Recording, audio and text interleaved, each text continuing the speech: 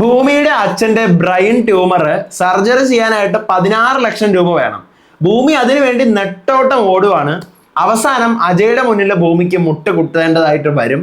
കല്യാണത്തിൽ വീട്ടിൽ നിന്ന് നിർബന്ധിച്ചുകൊണ്ടിരിക്കുന്ന അജയ് ഒരു കോൺട്രാക്ട് മാരേജ് ആയിട്ട് നമ്മുടെ ഭൂമിയെ വിവാഹം കഴിക്കാൻ സമ്മതിക്കും.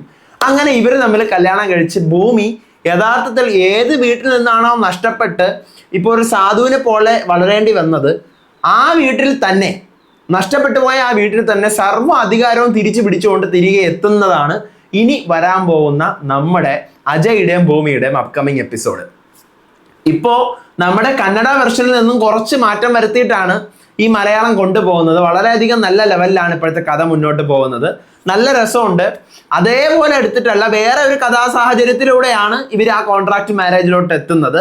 കന്നഡയിൽ അങ്ങനെയല്ല. ഇവളുടെ അമ്മ ജയിലിലാവുന്നതും തുടർന്ന് വക്കീൽ ഫീസും കാര്യങ്ങളൊക്കെ ആയിട്ട് ബന്ധപ്പെട്ടിട്ടാണ് ഈ പറയുന്ന ഭൂമിക്ക് അജയുടെ മുന്നിൽ മുട്ടുകുത്തേണ്ടി വരുന്നത്. ഇത് വേറെ ലെവലിലാണ്. ഇനിയിപ്പോൾ അങ്ങോട്ടേക്ക് എത്തുന്നതേ ഉള്ളൂ. പക്ഷേ ഇതിനേക്കാൾ വലിയൊരു ഹൈലൈറ്റ് എന്താണെന്ന് ചോദിച്ചു കഴിഞ്ഞാൽ, നമ്മുടെ അജയ്ക്ക് മറ്റൊരു പ്രണയമുണ്ട്. അത് അവളെ പ്രപ്പോസ് ചെയ്യുമ്പോൾ തന്നെ അവളെ ഞെട്ടിത്തെറിച്ച് നിൽക്കുവാണ്. ഫ്രണ്ടായിട്ട് കൂടെ നിന്നിട്ട് പ്രപ്പോസ് ചെയ്തതിൻ്റെ ഒരു ഞെട്ടലുണ്ട്. പക്ഷേ ഭൂമി അച്ഛന് ക്യാൻസർ ആണെന്ന് അറിഞ്ഞിട്ടും അച്ഛനടുത്തത് പറഞ്ഞിട്ടില്ല. അച്ഛനോടത് പറഞ്ഞിട്ടില്ല. ഇപ്പോഴും നമ്മുടെ അച്ചുവേട്ടൻ ഇപ്പോഴും ക്യാൻസർ ആണെന്ന് അറിഞ്ഞിട്ടില്ല. പക്ഷേ അച്ചുവേട്ടൻ്റെ ഓരോ എക്സ്പ്രഷൻസിൽ നിന്ന് ഞാൻ മനസ്സിലാക്കുന്നത് അച്ചുവേട്ടൻ ക്യാൻസർ ആണെന്ന് സ്വന്തമായിട്ട് മനസ്സിലാക്കിയിട്ടുണ്ടാകും എന്നാണ് കേട്ടോ. വൈകിപ്പിക്കേണ്ട, നമുക്ക് ഇന്നത്തെ ജൂൺ 10-ാം തീയതിയിലെ അജയുടെയും ഭൂമിയുടെയും വിശേഷങ്ങളിലോട്ട് പോവാം. അപ്കമിങ് എപ്പിസോഡുകളിലെ റിവ്യൂവും ഡിസ്കസ് ചെയ്യാം. So welcome back to Moonlight Media Max. I am Ansif. Video ആദ്യമായിട്ട് കാണുന്നവർ ചാനൽ സബ്സ്ക്രൈബ് ചെയ്യണം, ലൈക്ക് ചെയ്യണം, ഷെയർ ചെയ്യണം. നിങ്ങളുടെ അഭിപ്രായങ്ങൾ മസ്റ്റായിട്ട് താഴെ കമന്റ് ചെയ്യണം. ഇതുപോലത്തെ സീരിയലിന്റെ എക്സ്പ്ലനേഷൻസിനും റിവ്യൂസിനും ഒക്കെ ആയിട്ട് ഇപ്പം തന്നെ നമ്മുടെ FB പേജും ഇൻസ്റ്റാ പേജും മറക്കാതെ ഫോളോയും ചെയ്യണം. വീഡിയോ ഹൈപ്പ് ചെയ്യാൻ മറന്നു പോകരുത്. അങ്ങനെ നമ്മുടെ കഴിഞ്ഞ എപ്പിസോഡിന്റെ ബാക്കിയായിട്ട് കാണിക്കുന്നത് ഭൂമിയും നമ്മുടെ അച്യുതനും കൂടി ഹോസ്പിറ്റലിനെ പുറത്ത് വെയിറ്റ് ചെയ്യുവാണ്. അപ്പോഴത്തേക്ക് അച്ഛന് ടെൻഷൻ ഉണ്ടോ?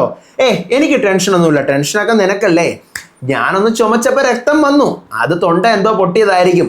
ഉപ്പ് വെള്ളം പിടിക്കാനുള്ള കേസിനാണ് ഇപ്പൊ കാശ് കൊടുക്കാനായിട്ട് ഹോസ്പിറ്റലിൽ വന്ന് കിടക്കുന്നത്. ഇവന്മാരൊക്കെ നമ്മുടെ കാശ് വാങ്ങിക്കാൻ ഇരിക്കുന്ന ആളാണെന്നേ. പക്ഷേ എന്നാലും നമുക്കൊന്നും സമാധാനം ആവത്തില്ലേ അച്ഛാ? ബ്ലഡ് റിസൾട്ട് എന്തായാലും വരട്ടെ. ഈ ഡോക്ടറിനെ എനിക്ക് അറിയാമെന്നുള്ളതാണ്. മുമ്പ് ഞാൻ വന്നിട്ടുണ്ട് എൻ്റെ ഫ്രണ്ടിൻ്റെ ആവശ്യത്തിന്. അപ്പോൾ അതുകൊണ്ട് ഈ ആൾ പറഞ്ഞു കഴിഞ്ഞാൽ ഒരു സെക്കൻഡ് ഓപ്ഷൻ്റെ ആവശ്യമൊന്നും ഇല്ല എന്നിങ്ങനെ പറയുവാണ്. എന്നിട്ട് ഭൂമി എന്ന് പറഞ്ഞാൽ ഡോക്ടർ അസിസ്റ്റന്റ് എന്ന് വിളിക്കുകയാണ്. ബൈസ്റ്റാൻഡറിനെ മാത്രമാണ് അകത്ത് വിളിക്കുന്നത്. അച്യുതം പോകുന്നില്ല, പുറത്താണ് ഇരിക്കുന്നത്. ഞാൻ വരണ്ടേ? വേണ്ട, ബൈസ്റ്റാൻഡർ മാത്രം വന്നാൽ മതി എന്ന് പറയുന്നു. അപ്പോൾ ഡോക്ടർ ഫാസിൽ പറയുവാണ്, ഞാൻ പറയാൻ പോകുന്ന കാര്യം കുറച്ച് ധൈര്യമായിട്ടിരുന്ന് കേൾക്കണം. അച്ഛന് ബ്രെയിൻ ട്യൂമർ ആണ് എന്ന് പറയുകയാണ്. എന്നിട്ട് അപ്പം തന്നെ ഒരു ഗ്ലാസ് വെള്ളം മുമ്പിൽ വെച്ച് കൊടുക്കുന്നു. ഭൂമി വെള്ളം എടുത്ത് കുടിച്ചുകൊണ്ട് ഞെട്ടലോടെ അവിടെ നിന്ന് പൊട്ടി എഴുന്നേറ്റ് നിന്ന് കരയുവാണ്. എന്നിട്ട് ഭൂമി പറയൂ ഡോക്ടർ, ബാക്കി പറയൂ എന്നിങ്ങനെ പറയാണ്. അപ്പോഴത്തേക്കും അപകടകരമായ ഒരു സ്ഥലത്താണ് ഈ ട്യൂമർ വന്നിരിക്കുന്നത്. വളരെയധികം റയറായിട്ട് വരുന്ന ഒരു ട്യൂമറാണിത്. പിന്നെ സർജറി ചെയ്യുകയാണെങ്കിൽ പോലും റിസ്ക് ആണ്.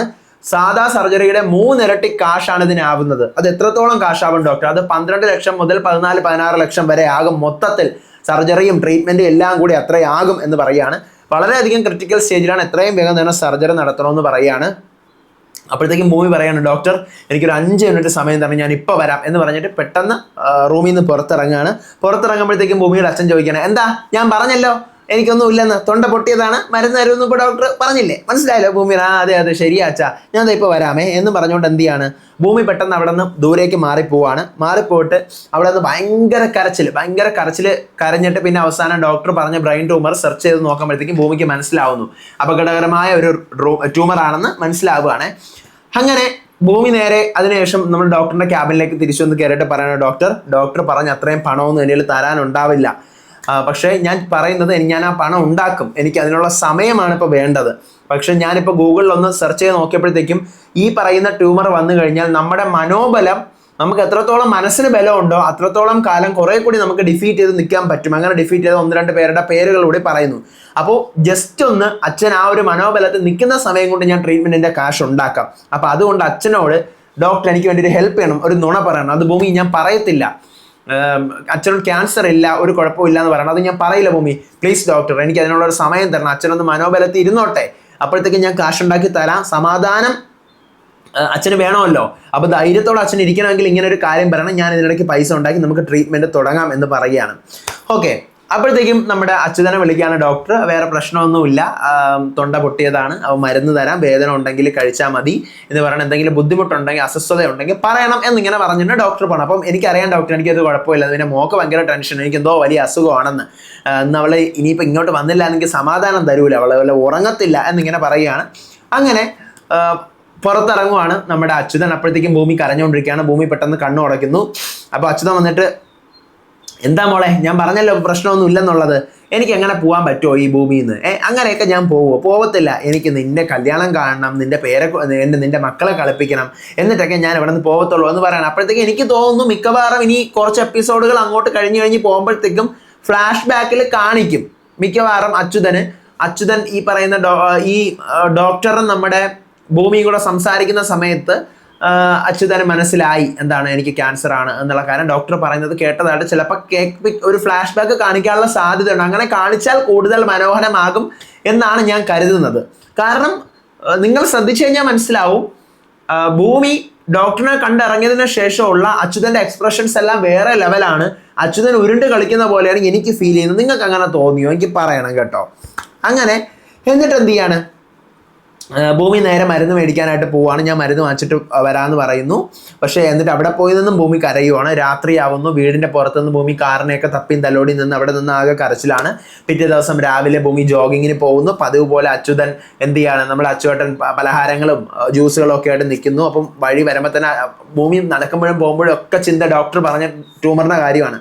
അപ്പോഴത്തേക്കും എന്താ ഭൂമി, എന്ത് പറ്റി, നിന്റെ കണ്ണെന്താന്ന് അറിഞ്ഞിരിക്കുന്നത്, അത് പൊടി അടിച്ചിട്ട്, അത് ഞാൻ നിന്റെ അടുത്ത് പറഞ്ഞിട്ടില്ലേ കണ്ണട വെക്കണമെന്ന്, അതൊക്കെ അങ്ങ് മാറും എന്ന് പറഞ്ഞിട്ട് അച്ഛൻ ഊതി കൊടുക്കുകയാണ് ഭൂമിയുടെ കണ്ണിൽ. അപ്പോൾ ഭൂമിക്ക് വീണ്ടും അച്ഛൻ ഇത്രത്തോളം സ്നേഹിക്കുന്നതാണ്. അപ്പോൾ ഭൂമിക്ക് സ്നേഹം കൊണ്ട് ഭൂമി കെട്ടിപ്പിടിക്കുകയാണ്. എന്താ ഇന്നലെ മുതൽ നിനക്ക് എന്നോട് ഒരു പ്രത്യേക സ്നേഹം ഭൂമി? ഓ സ്നേഹമോ, എനിക്ക് വേണ്ടി ഇത്രയൊക്കെ ചെയ്യുന്നവർ എനിക്കൊരു സഹതാപം, അത്രേ ഉള്ളൂ എന്ന് പറഞ്ഞിട്ട് ഭൂമി പഴമൊക്കെ കഴിച്ചുകൊണ്ടിരിക്കുകയാണ്. ഡാൻസ് ക്ലാസ്സിൽ പോകാനുള്ളതാ, വേഗം വാ മോളെ എന്ന് പറയണം. അപ്പോൾ ഡാൻസ് ക്ലാസ്സിൽ പോകണോ എന്ന് ഞാൻ ആലോചിക്കുന്നതേ ഉള്ളൂ എന്ന് പറയണം. അപ്പോൾ അങ്ങനെ പറ്റത്തില്ല, മൂകാംബിക വെച്ചിട്ട് അരങ്ങേറ്റം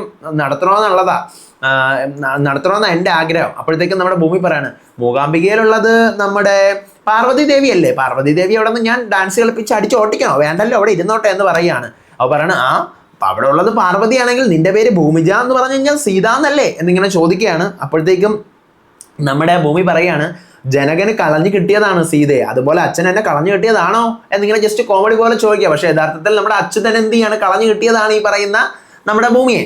അപ്പോഴത്തേക്കും ഭൂമി എന്ത് ചെയ്യാണ്, അച്യുതൻ ആ കാര്യം ആലോചിക്കുമ്പോൾ അയ്യോ ഞാൻ വെറുതെ പറഞ്ഞില്ല, അതങ്ങ് കളയെന്ന് പറഞ്ഞ് വീണ്ടും തമാശയായിട്ട് നിൽക്കുകയാണ്. അപ്പോഴത്തേക്ക് അച്യുതൻ പറഞ്ഞു, ഇന്നിനി ഈ കാർ ഒരിടത്തും നിൽക്കൂല മോളെ, ഇന്നിനി ഈ കാർ എവിടെയെങ്കിലും സ്റ്റോപ്പ് ആണെങ്കിൽ ഞാൻ ഈ കാറിനെ തന്നെ ഉപേക്ഷിക്കും, ഈ കാർ എൻ്റെ ജീവനാ, ഈ കാറും മരിക്കില്ല ഞാനും മരിക്കില്ല എന്ന് പറയണം. അപ്പോഴത്തേക്കും നമ്മുടെ ഭൂമി പറയണം, അച്ഛൻ എന്നും ഇതുപോലെ ധൈര്യത്തോടെ ഇരിക്കണം എന്നിങ്ങനെ പറയുവാണ്.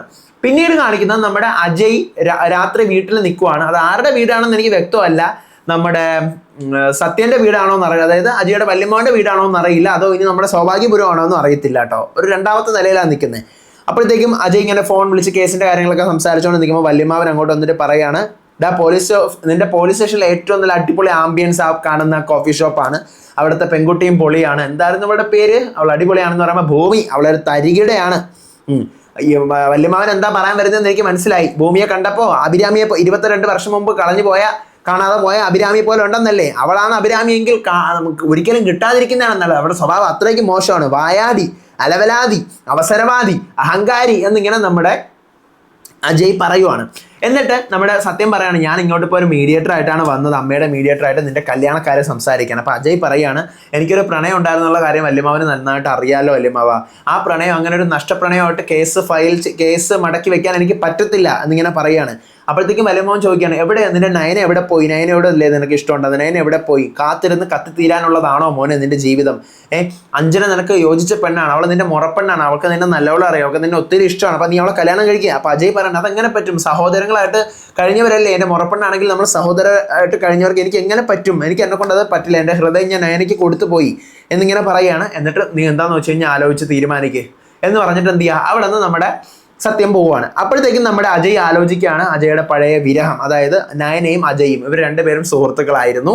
ആ ഒരു ഫ്ലാഷ് ബാക്ക് കാണിക്കുകയാണ്. അപ്പോൾ നമ്മുടെ നയന അജയ് പറയണം നിന്റെ കവിതകളുടെ സമസ്യയാണ് എനിക്ക് കൂടുതൽ ഇഷ്ടം എന്നിങ്ങനെ പറയാണ് നയനയുടെ അടുത്ത്. അപ്പം നയന പറയണം അജു എന്നാണ് വിളിക്കുന്നത്. അജു, ഞാനൊരു സാധു കവയിത്രിയാണ്, എന്നെ എങ്ങനെ നീ പൊക്കി ഒന്നും പറയണ്ട. ദുഃഖങ്ങളിൽ ബാക്കിയുള്ളവരുടെ ദുഃഖങ്ങളാണ് ഞാൻ കവിതയൊക്കെ എഴുതാറുള്ളത് എനിക്ക് പലപ്പോഴും തോന്നാറുണ്ടെന്ന് പറയാം. അപ്പോഴത്തേക്കും നമ്മുടെ നയന ചോദിക്കുകയാണ് നിന്റെ ഫ്യൂച്ചർ പ്ലാൻ എന്താ? അത് എനിക്കൊരു പോലീസ് ആവണം എന്നിങ്ങനെ പറഞ്ഞിട്ട് മനസ്സിലിങ്ങനെ ചിന്തിക്കണം, ഇവരുടെ അടുത്ത് ഇപ്പോൾ എനിക്കുള്ള പ്രണയം പറയണോ, ഹെവി ടെൻഷനാണല്ലോ എന്നിങ്ങനെ അജയ് സ്വന്തമായിട്ട് മനസ്സിൽ ചിന്തിച്ചിട്ട് എനിക്കൊരു കാര്യം പറയാനുണ്ട്. എന്തായാലും പറയാനുണ്ട്. ഒന്നുമില്ല, പറയണോ വേണ്ട എന്നൊക്കെ ഇങ്ങനെ ചിന്തിച്ചിട്ട് അജയ് പെട്ടെന്ന് പോക്കറ്റിൽ നിന്നൊരു റോസാപ്പൂ എടുത്തിട്ട് പ്രപ്പോസ് ചെയ്യാണ്. വിൽ യു മാരി മീ എന്നിങ്ങനെ ചോദിക്കുമ്പോഴത്തേക്കും നമ്മുടെ നയന ഇങ്ങനെ ഞെട്ടുവാണ്. ഉറ്റ സുഹൃത്താണല്ലോ, ഞെട്ടുവാണ്. അപ്പോൾ ഇവിടെ വെച്ചിട്ടാണ് എപ്പിസോഡ് ഫിനിഷ് ആവുന്നത്. നാളെ മിക്കവാറും പ്രപ്പോസൽ അക്സെപ്റ്റ് ചെയ്യാനാണ് ഏറ്റവും കൂടുതൽ സാധ്യത. വേറെ എന്തെങ്കിലും ഇഷ്യൂലായിരിക്കും അടിച്ചു പിരിയുന്നത്. നാളത്തെ പ്രൊമോ കാണിക്കുന്നുണ്ട്. ഭൂമി പ്രാർത്ഥനയും വഴിപാടും നേർച്ചകളും ഒക്കെ ആയിട്ട് നടത്തുകയാണ്. എൻ്റെ അച്ഛൻ്റെ അസുഖം കുറച്ച് കൊടുക്കണേ, എൻ്റെ അച്ഛനെ വിൽ പവർ കിട്ടണേ, എനിക്ക് പൈസ ഉണ്ടാക്കാൻ പറ്റണേ എന്നൊക്കെ പറഞ്ഞ് പ്രാർത്ഥിച്ച് നടക്കുന്നു. എന്നിട്ട് കോടിക്കണക്കിന് രൂപ തരാമെന്ന് പറഞ്ഞു കഴിഞ്ഞാൽ ഞാൻ എൻ്റെ അച്ഛനെ വിട്ട് വരില്ല എന്ന് ആരോടോ പറയുകയാണ്. ഇനി സ്വന്തം അച്ഛനോടാണോ പറയണേന്ന് എനിക്ക് അറിഞ്ഞുകൂടാ. എന്നിട്ട് എന്തോ ഒരു ബർത്ത്ഡേ പാർട്ടിയോ ഫംഗ്ഷനോ എന്താ നടക്കുവാണ് നമ്മുടെ അച്യുതൻ്റെ. അപ്പോഴത്തേക്ക് അച്യുതൻ്റെ മൂക്കിൽ നിന്ന് ബ്ലഡ് വരുന്നത് ഭാര്യയായിട്ടുള്ള അംബിക കണ്ട് ഇങ്ങനെ തുടച്ചു കൊടുത്തിട്ട് എന്താ ബ്ലഡ് വരുന്നതെന്ന് ഇങ്ങനെ ചോദിക്കുകയാണ്. ഇതാണ് അടുത്ത എപ്പിസോഡ്. അപ്പോൾ ഇനി അങ്ങോട്ടുള്ള എപ്പിസോഡുകൾ കൂടുതൽ ത്രില്ലിംഗ് ആകും എന്ന് തന്നെയാണ് എനിക്ക് തോന്നുന്നത്. റേറ്റിംഗ് വന്നിട്ടില്ല. ആദ്യത്തെ വീക്കിലെ റേറ്റിംഗ് എന്താണെന്ന് നമുക്ക് ഇന്നിപ്പോൾ ബുധനാഴ്ചയല്ലേ. അപ്പോൾ അടുത്ത ദിവസത്തെ എപ്പിസോഡായിട്ട് വരാം. അപ്പോൾ അതുവരേക്കും ബൈ.